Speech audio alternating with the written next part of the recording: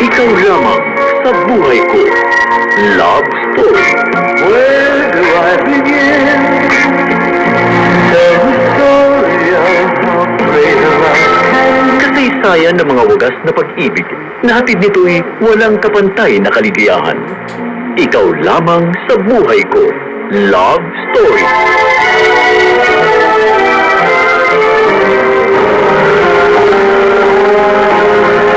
Pinapangako ko, paliligayahin kita at iingatan. I love you. Ikaw lamang sa buhay ko. There'd never be another love story. Minsa'y may kirot sa puso na sadyang kay pait.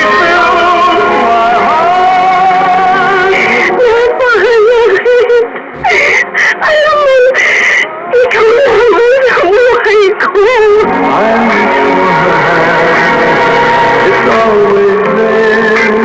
Love story.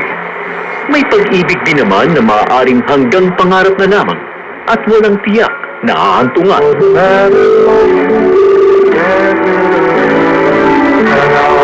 Sasambahin kita kahit sa malayo. Baka mamahalin pagkat ikaw lamang sa buhay ko. Ilan lamang sa mga tagpong inyong mapapakinggan. Lingguhang tapos na kasaysayan ng buhay pag-ibig. Ikaw lamang sa buhay ko. Love Story.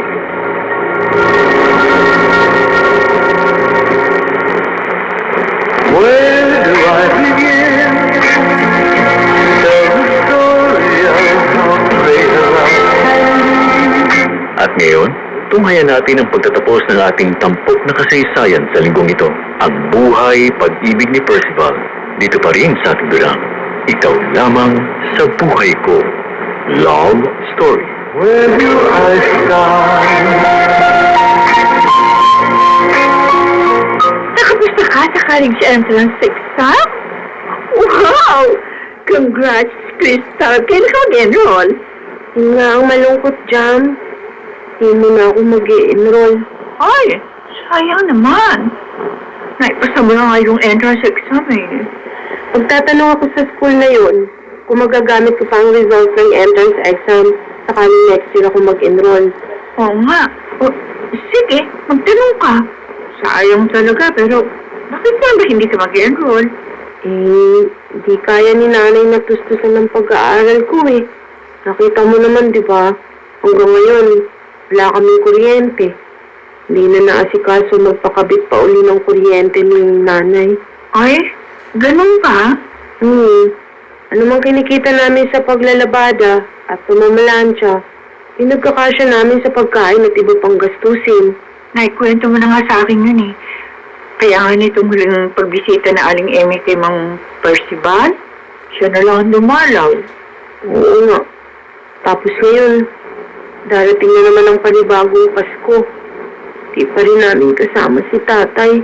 Nawawalan ka na ba ng pag-asa, Crystal? Hindi naman, pero naiinip na ako eh. Para bang napakabagal ng hustisya. Yeah, naintindihan ko.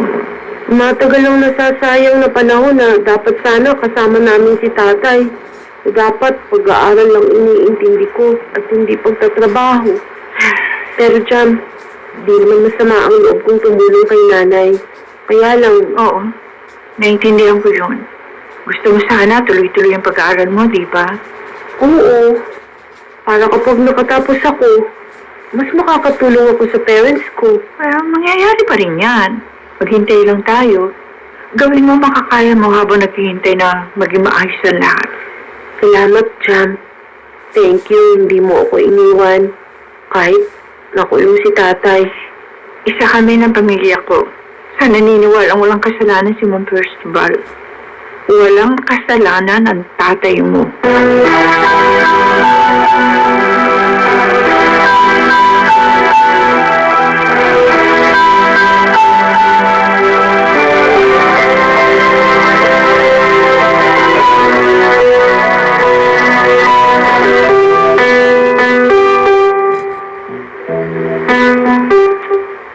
Ang ganda ng bahay nito nagpa-plan siya ng mga damit, Nay. O, 3 ang kwarto, tapos nakatiles ang sahig. Ang TV nila, sobrang laki. Parang sine. Kaya nga, pagbutihin mo ha. Para naman kunin nila tayo. Opo, Nay. Nay, nakita mo yung pictures na nakasabit sa dingding? Dun sa sala? Alin sa mga pictures? Yung college graduation pictures. Ah, oo. Napatapos na nilang 3 nilang anak. Ay, sana isang araw, mapatapos niyo rin ako. Para may display rin kayong graduation picture ko. Oo naman, Crystal. Sana nga, isang araw, makabalik ka sa pag-aaral. Pangarap ko rin yan, para sa'yo. Ang makatapos ka naman ng college. Opo, Nay. At pagkatapos, magtatrabaho ako abroad. Para mas mabilis tayong umangat sa buhay. Hindi ka na mamamalansya at maglalabada. Ay, Crystal. Pero sana, makalaya na muna si tatay.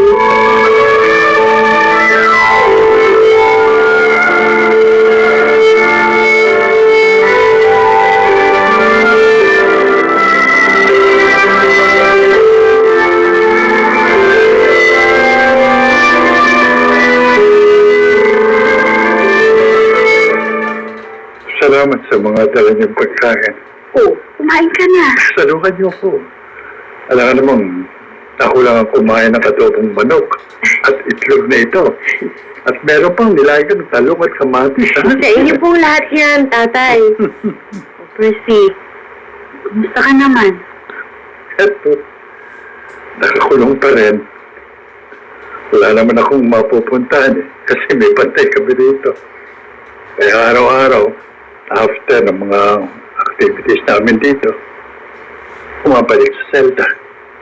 Matutulog sa gabi at pag-gising ko, tatayo sandali, tatanaw sa labas ng rehas, lalakad ng konti, tapos uupo ulit. Kasi, kaprasa lang naman yung pinagkukulungan sa amin Ano pa ba kung makakarating dito? Percival, hindi kami tumitigil sa pagdarasal para sa'yo. Tay, siya nga pala. Nakapasa po ako sa entrance exam sa college. Kaso, sabi ni nanay, di muna ako mag-i-enroll. Bakit? Hindi ko na kaya ang gastos, Percival. Pero, pag nakahanap ako ng mas maayos na trabaho, nangako naman ako kay Crystal, mag-i-enroll siya at magpapatuloy siya sa college. Bumiti ito nangyari. Hindi magkakalimtik-limtik ang buhay natin. Tatay. Val! Val! Huwag ka magpapatalo sa galit at hindi yan makakatulong sa atin. May abogado ka na. Ipagdasal natin na magawa niya ang nararapat para makalaya ka na. Mag-5 taon na akong nakakulong. May abogado nga ako pero madalang ang hearing ng kaso ko. Minsan nga, napopospon pa kapag wala yung judge. Huwag kang susuko. Kailangan manatili tayong matatag. At maniwala tayong lalaya ka rin. Hindi naman ako sumusuko Minsan lang, natatalo ako ng kalungkutan. Lalo na paggabi at kailangan ko ng matulog.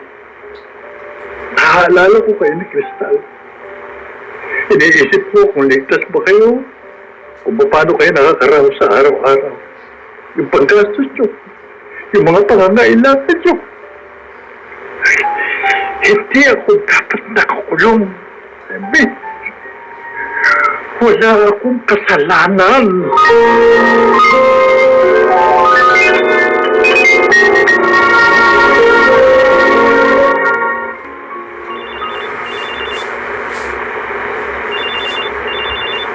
Hello, Elvira. Hindi ba tang bilin ko huwag mo akong tatawagan? Hindi ka na nagpapakita sa akin. Nag-awol ka sa opisina. Ano ba sa akala mong gagawin ko? Maghintay sa wala? Hoy, babae. Pasalamat ka. Sinagot ko pa ang tawag mo. Ako pa ang dapat magpasalamat? Hernan, kalahati lang sa napag-usapan ng ibinigay mo sa akin. Nasaan na yung kalahati pa? Maghintay ka. Hindi ganun kadali ang maglabas ng pera. Alam mo, ang duda ko, niloloko mo na ako, Hernan eh. Hindi lang ilang linggo ang pinaghintay ko. Taon na, binilang noon. Nakapaghintay ka na rin lang. Dagdagan mo pa ang paghihintay. Nakipaglaro ka na rin lang. Patuloy mo nang itaya ang laro. At sa uli, baka ikaw pang maka-jackpot.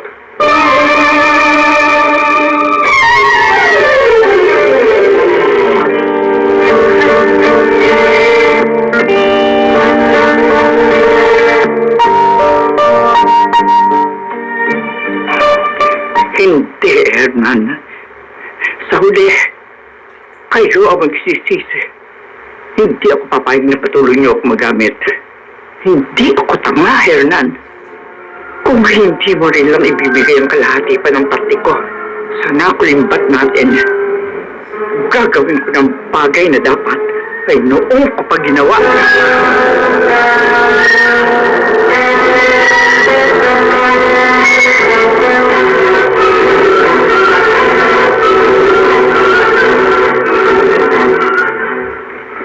Apply ka ng trabaho. Opo, Lolo. Para naman papakabitan namin ulit ng linya ng kuryente yung bahay namin. Ano naman trabaho ang a-applyan mo? Sales lady po. Ikaw ang bahala. Pero sana yung malapit lang dito para hindi ka talo sa biyahe at pamasahe.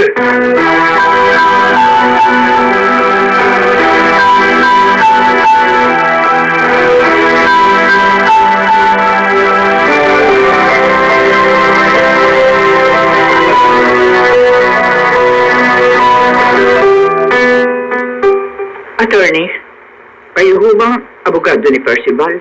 Oo. Ako nga. Namumukhaan kita. Ako po kasi yung testigo laban kay Percival. Ako ang dahilan. Kaya ho siya nakakulong. Bakit ka rito? May kinalaman ka ba sa kaso? Opo. Gusto ko na pong sabihin ang totoo, attorney. So, hindi totoo ang pinirmang affidavit? Totoo po may nawalang pera sa kumpanya. Oo. Narito ang case file. Malaking halaga. At hanggang ngayon ay hindi pa rin nababawi ang pera ng may-ari ng kumpanya. Totoo po may nawala. Pero hindi po totoong si Percival ang nagnakaw. Matagal ko nang alam yon. At hindi ko lang may paglaban sa hukuman dahil sa mga delay sa schedules ng hearing. Pero sige, makikinig ako. Kung hindi si Percival ang magnanakaw, sino talaga?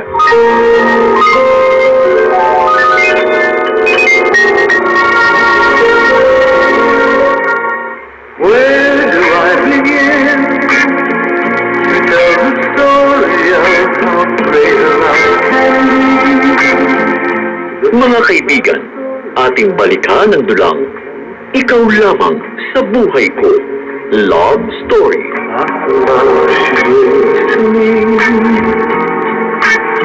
Where do I start?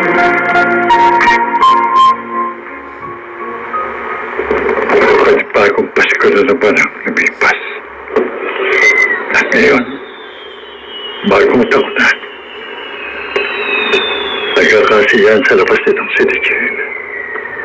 Mga paputok para sa lubungin ng bagong taon. Mga ingay, gamit ang kaldero, turotot, at kung ano-ano pa. Para itaboy ang bad spirit sa darating na New Year. Ang iba naglalagay ng mga coins sa bintana. Mga kung ano-anong paniniwala para gumandang pasok ng bagong taon. Oh, Diyos ko. Ako, tuwing sasapit ang ganitong panahon, isa lang palagi ang hiling ko sa'yo. Ang makauwi na ako sa pamilya ko. Ang mapalaya na ako.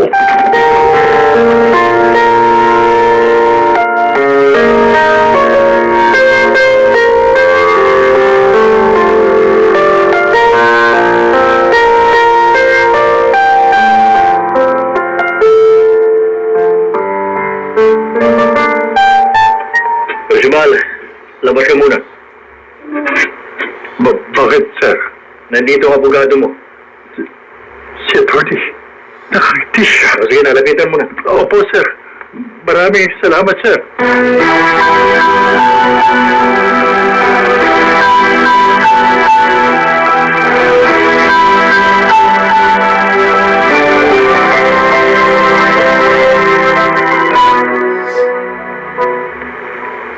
Ito na ang release order mo, Percival.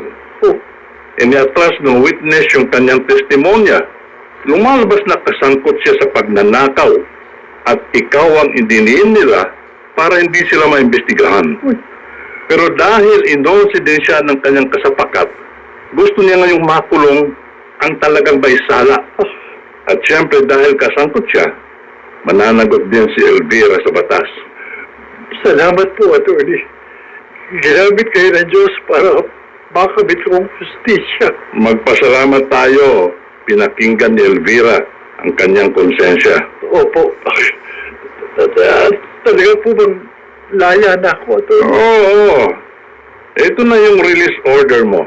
Dismiss ang kaso mo at malaya ka na. Malinis ng pangalan mo. Lumabas na ang katotohanan. Kung dinidig din ng Diyos ang gabi-gabi kong pakiusap. Maraming salamat po, Atty. Makauuwi na ako sa pamilya ko.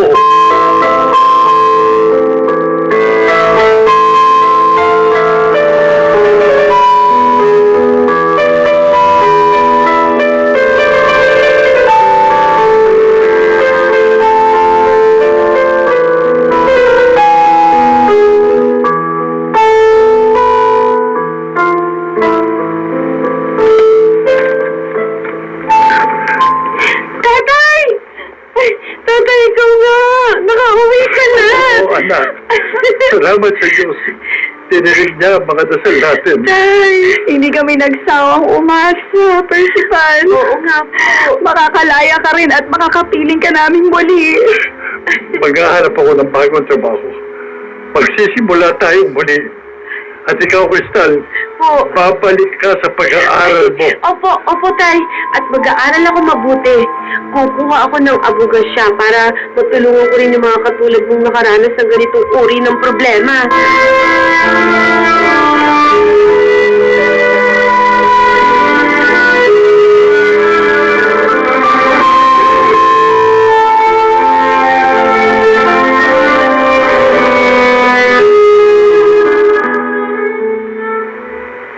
Oh, kanina mo pa ako yakap. Habang nakaupo tayo rito sa tabing bintana. Hindi ka pa ba bibitiw sa akin? Ayokong bitiwan ka, Ebe. Kasi baka bigla kang mawala sa tabi ko. Hindi naman ako nawala. Kahit nung nakulong ka, pinilit kong madalaw ka pa din. Hindi pa rin ako makapaniwalang tapos na ang pangungot sa ating buhay. Tapos na, Percy. Magkasama na tayong muli. Magsisimula tayo ng panibagong buhay. Bagong taon. Bagong buhay. Oh, ang tagal kong hindi nagawa yan. Na miss ko ang mga halik na yan. Salamat. Hindi mo ko sinukuhan. Hindi mo ko iniwan. Mahal kita, Percival. Kahit anong pagsubok pa ang dumating sa atin, hindi kita iiwan.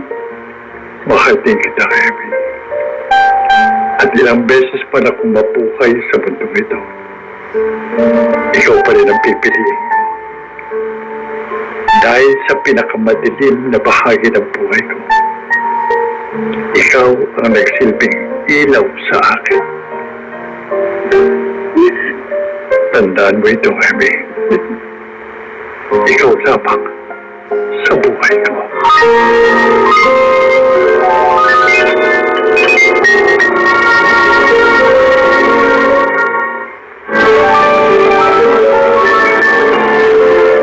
Halos 5 taong nagdusa para sa kasalanang hindi niya ginawa. Pero hindi nag-iisa si Percival. Marami pang iba na nabilanggo, ngunit napagpintangan lamang. Sana nga'y bumilis na ang usad ng hustisya sa ating bayan upang hindi masira ang buhay ng mga taong wala naman talagang nagawang kasalanan.